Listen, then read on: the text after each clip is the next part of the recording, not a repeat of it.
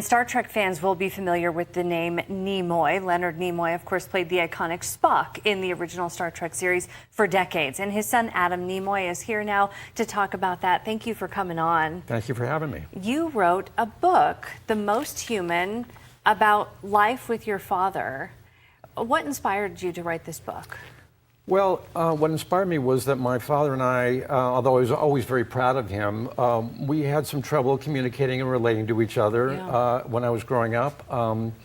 We also had some substance abuse issues, my dad with alcohol and myself with marijuana. And it was after we went into recovery, the two of us, that we learned how to reconnect and rebuild our relationship, and it seems to be resonating with people. Yeah.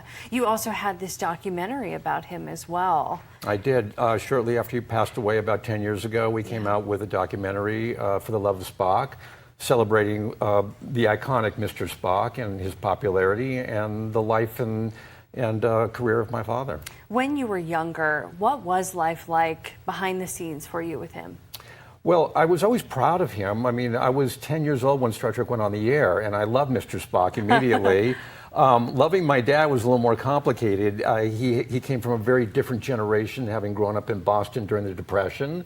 I grew up in sunny Southern California. Yeah. So we had a little trouble relating to one another, but always loved the work he was doing on Star Trek and other shows and theater work he did.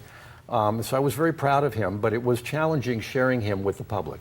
You were also in the film and TV industry, is that correct? I was. In a different way. Yeah, I was an entertainment attorney for 7 years, and then I transitioned into directing, following in my father's footsteps. I directed TV for about 10 seasons. Wow. Any shows that...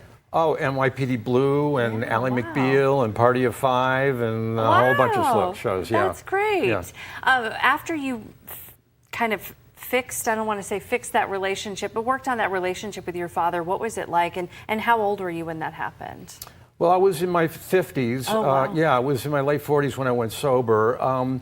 It took a while, but we really rebuilt and made amends to each other, and we had a very close and loving relationship the last years of my father's life. And in fact, when my second wife, Martha, became very sick with cancer, my dad was my go-to guy to really help me through a very difficult period of my life. Yeah. Quickly, where can folks find your book?